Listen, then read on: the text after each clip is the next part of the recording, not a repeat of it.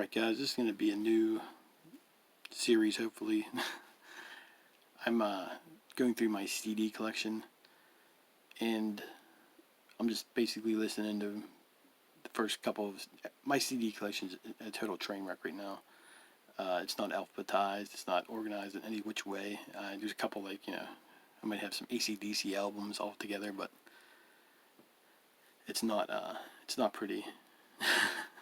I got stuff in boxes, so I'm going through them as I'm doing a little bit of working out and stuff like that. I put my CD player on, put the headphones on as I'm working out, and I just listen to the album. So I'm trying to listen to every single album again. Of course I won't. There's some albums I don't have to listen to again. I know I'm going to keep them for my collection, like Back in Black from AC/DC, for instance. I don't have to listen to that again. I will listen to it, but not for this. Not for this video series. And this is the first episode. I'm not sure what I'm going to call it. Maybe Stay or Go. I'm not sure. Something like that. Something ripping off the Clash. But yeah, I figure I'll just this is the first episode. I probably won't have another episode. I'm gonna make be 5 in advance, if that makes any sense. Have 5 episodes ready to go before I start putting that. So episode 2 might be a month or 2 out, but I'm gonna try to listen to as many albums as I can, going to work and stuff like that. I'm just really done with radio. I have XM radio, but it seems like they play the same 12 songs over and over. So I figure what the hell better than go through, I have probably close to, I think I'm around 1,000 CDs. I'm starting to do a little bit more vinyl than I was before, but basically I'm sticking with Danzig related for vinyl, and a couple bands I really dig. It's but I find myself listening to vinyl more and more, just because I'm one of them people that puts the album on and I listen to it all the way through. I don't pick a song and put the needle down. But CDs, you can just skip past everything. There's no real commitment to doing it. So this, like I said, this is going to be a work in progress. I hope people enjoy it. It'll be cool to see some old CDs, reminisce about them. So the first one I'm going to start off with is this is for DrOktober. I'll leave a link down below to his video on his Danzig Misfits collection. It's pretty damn funny the way he tries to pronounce my name. For those that don't know, it's PGH Zombie. But the way he was trying to sound it out, it was hilarious. Check that video out. Give him a thumbs up. Tell him I sent you. You get 5% off on on a free bowl or on a bowl of soup. But yeah, he asked me in a comment on my last video when I did a CD vinyl haul what my thoughts were of this album right here. And I'm going to talk about this album specifically, not the reissue that came with different songs. Just my initial thoughts back in 1996. I ended up finding out about it. This is before the internet. That's how old I am. I ended up getting this on cassette. So if you got it on cassette, people know what this means. You feel my pain. This was the battery saver back in my day. But yeah, I remember going to the record store, and the guy that worked behind the counter, I knew him, and he told me that this album was coming out. And so I pre-ordered. I had him holding me a copy aside of cassette, of course. And I guess the week or week after it came out or something like that, I ended up going to the store and picking it up. Well, I get in the car, first thing you do, and back in the day, man, you rip that bad boy open, take out the cassette and put it in your tape player. So I put it in my tape player, and I was like, first song here was The Seventh House. And I'm thinking, I heard it, I'm like, is there something wrong with my car stereo? So I let it play for a little bit, and I was like, hold up, man, I don't want this tape being ruined, I mean, it's a brand new tape, and I thought something was wrong with it at first. So I took it home and did the same thing, of course. So initially, it wasn't my favorite Danzig album by any means at that time. I did love the song Ashes, and I loved Come to Silver. I still love those songs a lot. but I thought Sacrifice was a good song. It ended up being the first single through the for this record. But I took it home. I played it a couple times. I played the album all the way through, and I just wasn't for me. Don't get me wrong. I enjoy industrial music. I like Nine Inch Nails and Ministry. People are probably rolling their eyes at it's mainstream and stuff like that. But whatever. That's the kind of stuff. I was listening to it back in the day. But with Danzig, I really enjoyed Danzig's voice. Was the big seller in the band. The band was tight from John Christ to Chuck Biscuits, Harry Vaughan. That's a killer lineup. So I ended up listening to it a couple more times, and it was one of them albums you put on your shelf and you just forget about. Well, a couple years later, probably around I think it was right after Satan's Child came out, that I found this in a cheap bin. It was $2.50. I remember exactly. And so I ended up picking up one CD. I played it a little bit more. I was like, yeah, I'm still not sold on it and anything like that. But I really enjoyed those couple songs that I did like.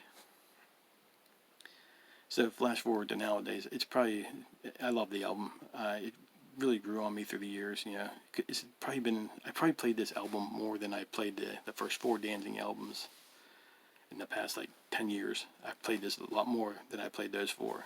Don't get me wrong, I love those 4. Especially the first 3. They're my,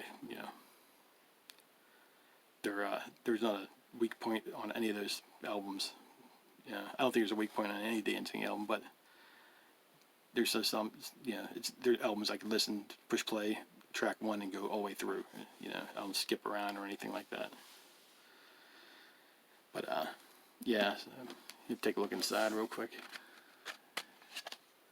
But needless to say, I love this album. It grew on me. It's I just think it was, if it would have been the Black Acid Devil band or something like that, it would have been oh man, this is cool stuff.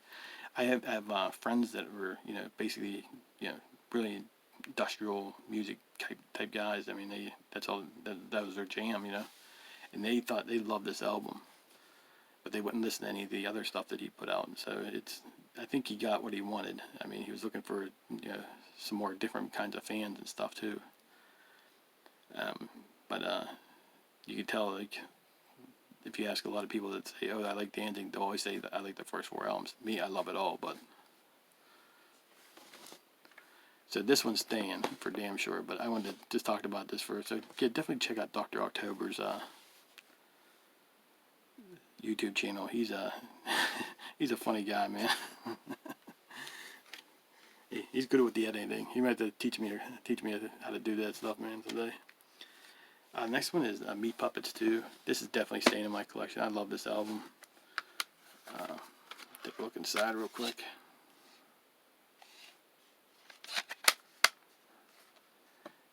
Yeah, I knew about this band, but really from Nirvana's Unplugged, that's when I ran out and found this album. It was probably years later after that Unplugged came out, but this was I just love it, man. You can tell the influence that this album had on, or this group had on Kurt Cobain. It's definitely worth picking up. And I'll try to leave songs down below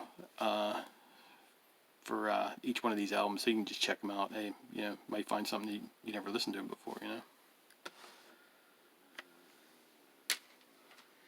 Next up is Cool Chamber. This album, I bought it when I first saw the band. I seen them open for Grip Inc. I think it was '97, and they just killed it that night. They did such a great job. Then I got to meet the band afterwards. My buddy caught one of the drumsticks. He got it signed. They invited us on their tour bus and stuff like that. We were allowed to come inside where they were signing stuff for us. They were super cool. Des was super nice. You might know of his new band, his band that he's currently in, I should say.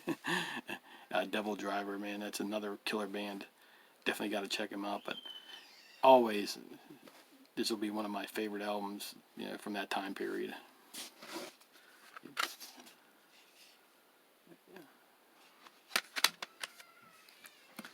I actually had the cassette single. I had the cassette single that I got signed because they were handing them out for free. So that was pretty awesome. I just love every song on this record, this album. And I believe it's going to be reissued or issued on vinyl for the first time coming up soon here.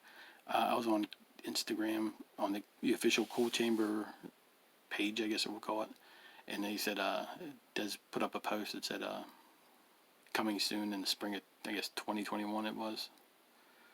So it should be coming shortly, man. It's going to be nice to have this finally on vinyl, because I don't think it ever got released on vinyl. I know on eBay they have a couple of pictures of their second album, I believe it was, but not this album. So definitely, if it comes out on vinyl, I'm definitely picking it up.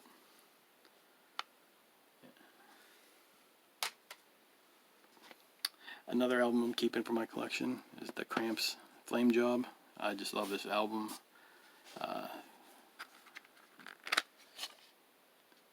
See the interiors. There's Lux Interior, Poison Ivy, Slim Chance, Harry Drumdini. Yeah, this is just great music. Got that. The only thing I gotta do is fix this up, man. Got the sticker on there, but that's the other thing I gotta do with a lot of these.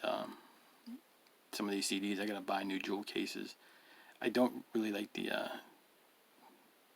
mini albums, I guess we'll call them, or they're like the cardboard and stuff, but they look a whole hell of a lot better than jewel cases when they're broken and, you know, all snapped up and everything. So if anybody knows anywhere to get jewel cases for on the cheap that are new, leave me a comment down below. But yeah, this album is really worth picking up if you like the Cramps. And I'll leave a link down below to one of their songs on this album. This album, so I had to pick something. So I sort of cherry picked. I didn't. I wanted. There was going to be an album I'm not going to keep in my collection. So it's Orange Goblin. And this record is called Thieving from the House of God. I want to make sure I got that correctly. Yeah, it's basically stoner rock. I mean, I think I bought it just because somebody recommended it to me, and I was like, I just didn't feel it. This just wasn't me. So it's not going to be in my collection too much longer. I listened to it. I was working out with it. Listen again. I just don't really care for that kind of music anymore. If I ever did, you know. So it's gonna be gone.